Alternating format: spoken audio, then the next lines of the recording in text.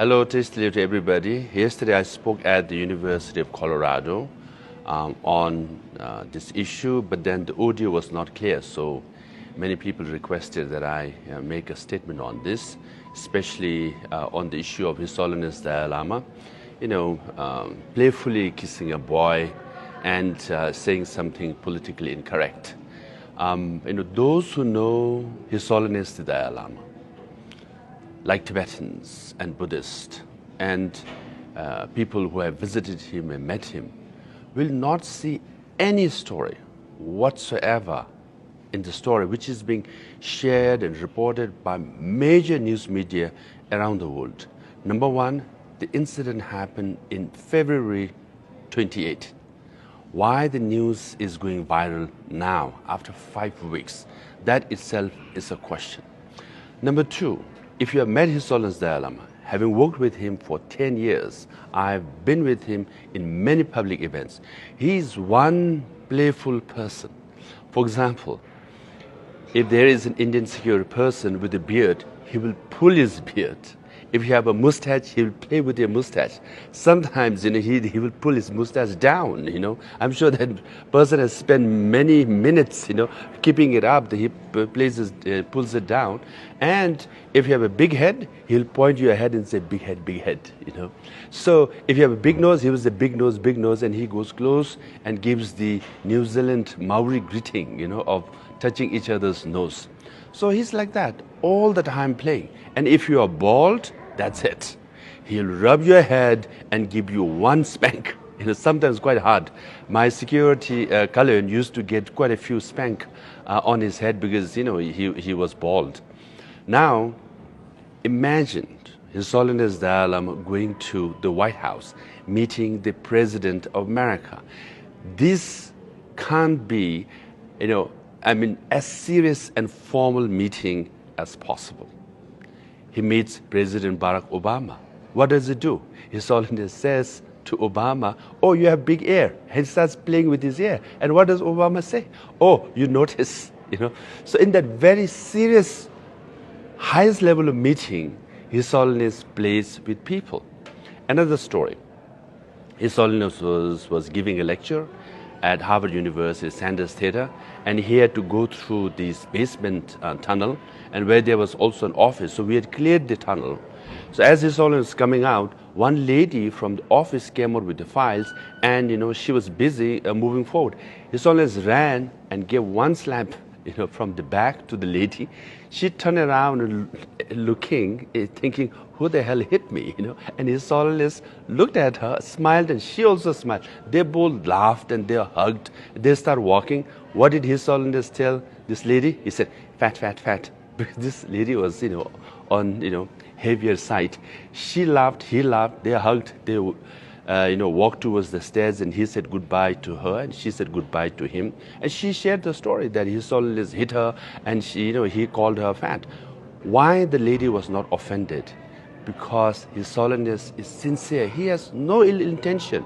He was very pure in his motivation.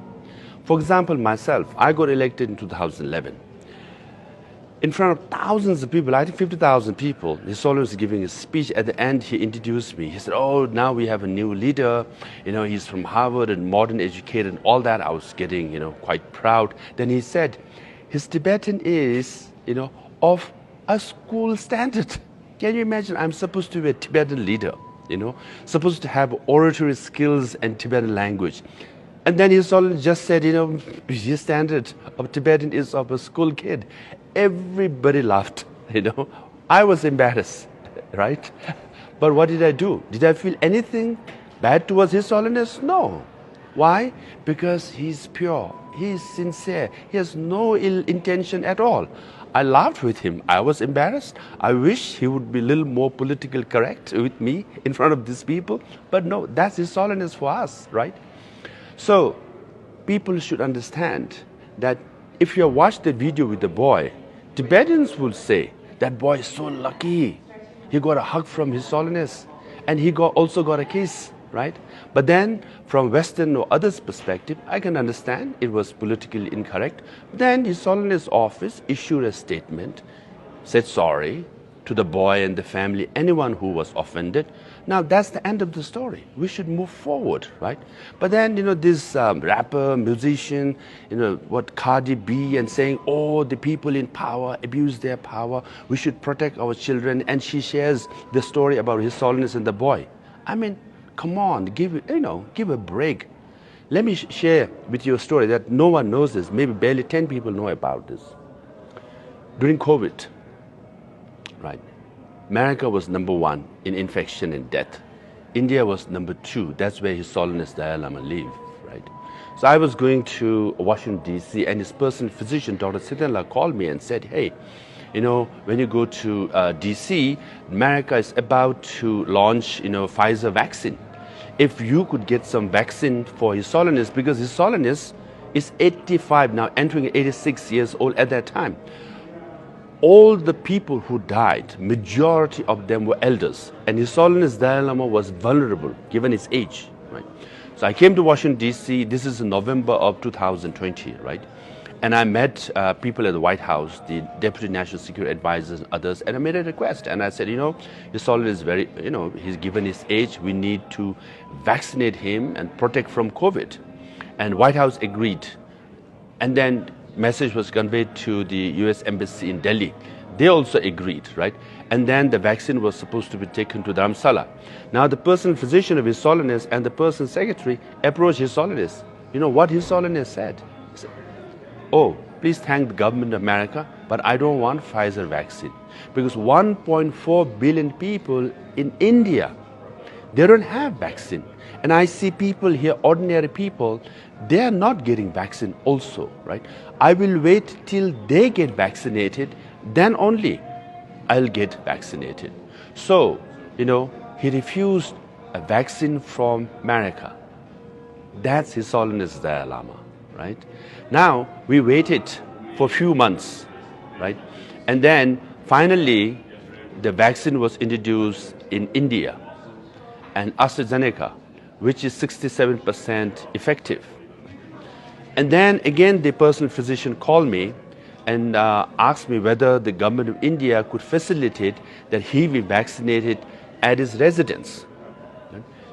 And I made the request to the Health Secretary in Delhi, Health Minister of Himachal and Health Secretary, and they all agreed, right? And the CMO, or the Chief Medical Officer of Dharamsala, was informed.